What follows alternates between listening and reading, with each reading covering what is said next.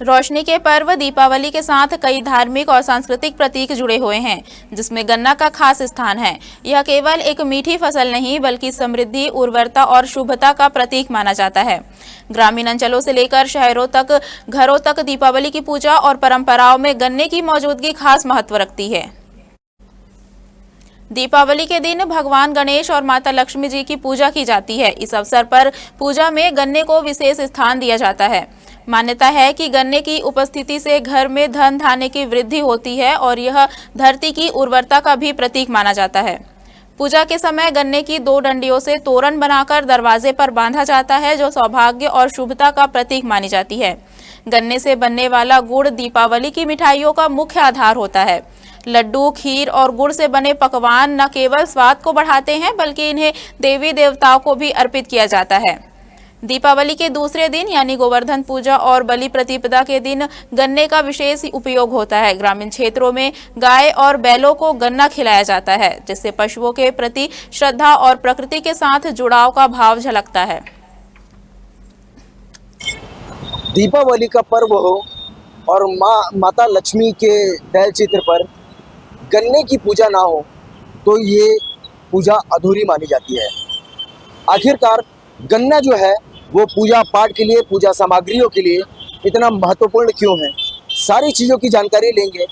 सबसे पहले तो आपको बता दें कि आज दीपावली का पर्व है और पूरे देशवासियों को इंडिया टाउन न्यूज़ की तरफ से दीपावली पर्व की हार्दिक बधाई एवं शुभकामनाएं। आज हम उन सब चीज़ों को जानने की कोशिश करेंगे जो पूजा पाठ के लिए आवश्यक माना जाता है।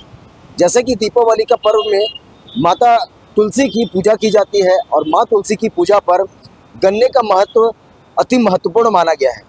इस गन्ने का जो महत्व होता है वो पूजा पाठ के अलावा मिठाइयाँ बनाने और अन्य सामग्रियों में भी उपयोग किया जाता है।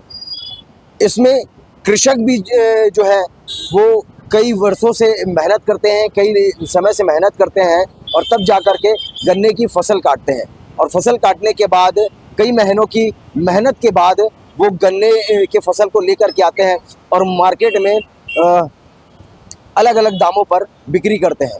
अब उन लोगों के पास भी जाएंगे जो कृषक हैं, उनसे भी जानने की कोशिश करेंगे कि आखिरकार गन्ने की उपज कैसे की जाती है, कितने मेहनत लगते हैं और क्या उस मेहनत पर किसान के कहने होते हैं। उनके पास भी चलेंगे जो आम लोग हैं, जो इन पूजाओं पर गन्ने का महत्व समझते हैं। एक कम से कम 7-8 महीना लगता है और हम लोग बोते हैं फूस में बोया जाता है। अभी ये तो कटाई चल रहा थे, और उसके बाद कटाई बाद अभी एकादशी फिर काटेंगे, उसके बाद साफ हो जाएगा, उसके बाद सुखाएगा, जमीन जो साफ हो जाएगा, फिर उसी को फिर बोएंगे। मार्केट में क्या दाम चला देगा इसका? 100 रुपये है, 60 रुपये है, 70 रुपये, 80 रुपये देख के। पूजा पाठ में गन्ना के क्या महत्व?